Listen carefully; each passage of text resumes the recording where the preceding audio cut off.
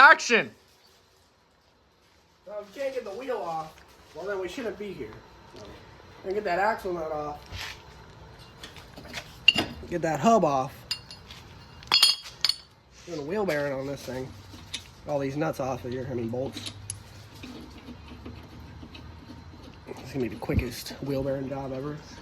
There's not a lot on YouTube. Then twist that motherfucker. Give her a yank. Look at that. Sometimes she don't like to come out the one way, so you gotta yank her the other way. So look, now that you got that out, got your axle tube. Got your axle tube.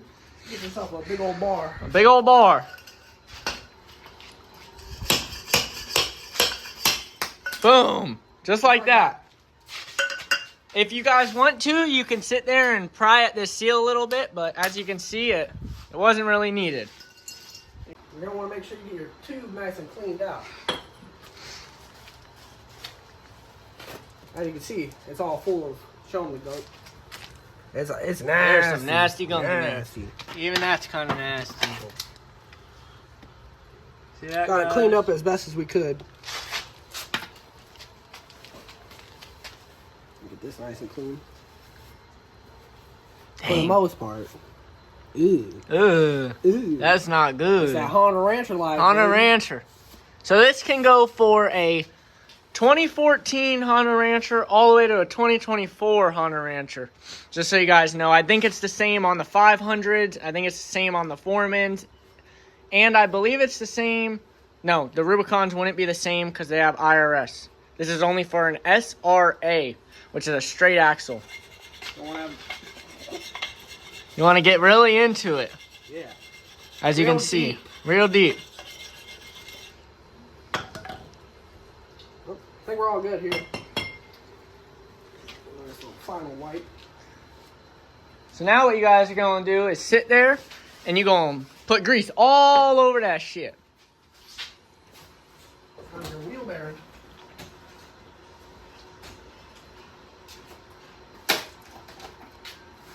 You want to put some grease in that first? Yeah. Ooh.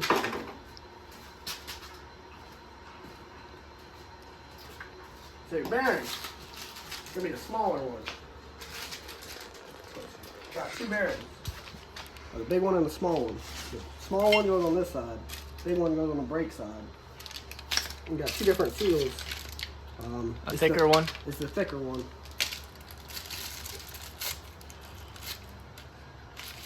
So then, you guys got to get yourself, what we're using right now is a, nope, that's the 36 one.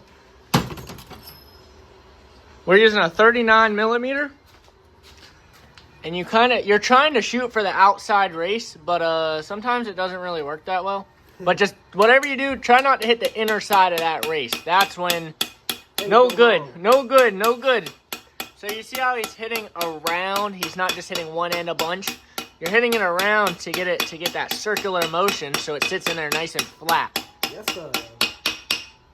So once you get it there, with the socket, that somewhat fits. Somewhat. You're trying to get the outside just ring. beat the edges. So if I were y'all, I'd probably get like maybe a 40, maybe a 42. Just because that's a 39, you know? Like that. So there's an inner race inside of this, under this wheel bearing. There's a race, so it will stop it. You don't have to just see where to hit it. Make sure you guys get the seal in the proper way. It's all the way bottomed out. Get your seal. Throw some grease on it. Grease is your best friend in these types of things, y'all. Makes everything go together easier. And come apart when you need to do this in a couple weeks. Because these damn mumba jumbas. It's that Honda life, baby. So you guys see which side he has up top? Flip it over for him. See, the groove side's on the bottom. Somewhat flatter side's on the top. Give it a little tap.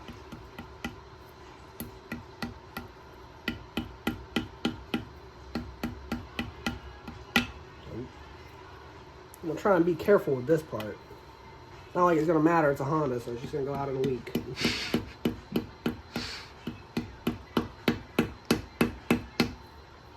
Sometimes they go in easy, sometimes they don't. We just did one about 20 minutes ago, and it went in definitely harder than this one. It helps if it don't have all the abuse of riding. But some people say that this should be flat. There shouldn't be a lip, and other people say there is a lip. But don't really matter. No matter what, you gotta get it in there flat. Yeah, as long as it's past that lip, if it sticks in there a little bit, it's fine. It's all fine. Just as long as you got the seal in there and the bearing. So what we're gonna do is we're gonna pack this up with grease, and we'll come right back to you guys. So this is our grease job. You know, make sure you get these splines nice and greased up. Those are very, very important. And then down in there by the bearing. Down in there is all greased up. Now, you're supposed to have a piece on here, but since this is a clap box, sadly, we don't have that piece today. So you're going to slide the shaft back in how you had it. So right here, there's a niche. It's 11-11. Yeah. You want that facing the top. And then you twist it. Then you twist it to be in the back. So you want that 11 in the back. The 11 in the back of the disc. And you just reassemble how you took it apart. Put all the bolts back where they went. Try to do it in a cross pattern. That's what some people say. Sadly, the one that we just did not work so well in a cross pattern, but that's what happens when you own a clap box. Yeah, if you own a clap box, this bracket's going to be bent.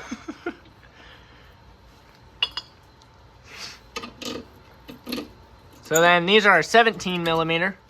So you just hit that mug down with impact. 14. Oh, 14mm. Not Sorry. too tight. 17's the one that goes on the wheel. As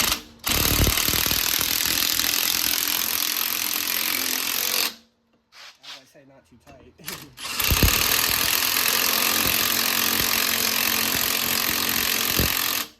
Oh my God. This is what happens when you own a clap box. You just let them suckers eat.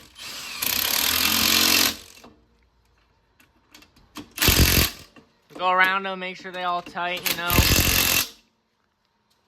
You go ahead and grab your hub. So, you gotta take this. See, as y'all can tell, this is definitely an underwater Make sure you hub. get that cleaned off, all that grass. Now, your hub, you want it to be smooth. Take that off. If it's not smooth, we recommend y'all getting a new hub. Yeah. But it's just gonna throw another bearing if it's not smooth. But y'all got the tutorial on how to do it now, so you guys can be experts like us. So when you slide that in, you gotta make sure it kind of tries to go in the middle. If it's all bent up, you know, it won't really go in the middle. That one went on easy. That one went on easy compared to the other clap box. So you put this bolt on it. What size is that bolt, so everybody knows? It is a 13/16. 13/16. And it goes to 100 foot-pounds. 101 to be exact. As long as You just give it the Ugga Dugga Dugga, and she'd be ready to go. Might grab the torque wrench. Yeah, I definitely think y'all should grab the torque wrench. So once y'all grab the torque wrench, your Grandpappy's torque wrench. Grandpappy's torque wrench. 1987. 1987. Don't mind that. That's just a neighbor talking shit. Yep, he thinks we don't know what we're doing, but we're the real mechanics. We're the real experts here. He's the non-expert. So normally they would click at about 100. Grandpappy's does not click. When the other tire starts spinning, that's how you know she's tight. Yeah. As y'all can see, you know. It's definitely not because of Jack. It's just because he's very strong. Very strong. You can give her a little. Give her a little love tap if y'all want to. Make sure that axle nut ain't coming off. She definitely ain't coming off. Then, I recommend y'all getting one of these. Harbor Freight. Harbor Freight Special. Cotter pin, yes. Cotter pin Special. Comes important on your lawnmowers, your ranchers, your Can-Ams. Your 300s. So then I grabbed this one. So y'all can see in case you're too cheap to buy this damn packet. She slides right in. She bends right up if you got some strong fingers. I don't do that shit because that definitely hurts my finger. Boom. Yes, sir. Now you throw the wheel back on. Throw the wheel back on. She ready to go. Back to doing all this stuff. Yes, sir. Stop playing.